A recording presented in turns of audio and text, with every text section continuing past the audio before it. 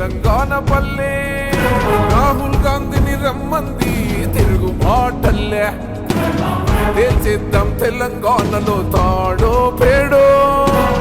జాగోరే Rahul Gandhi Bharat Jodo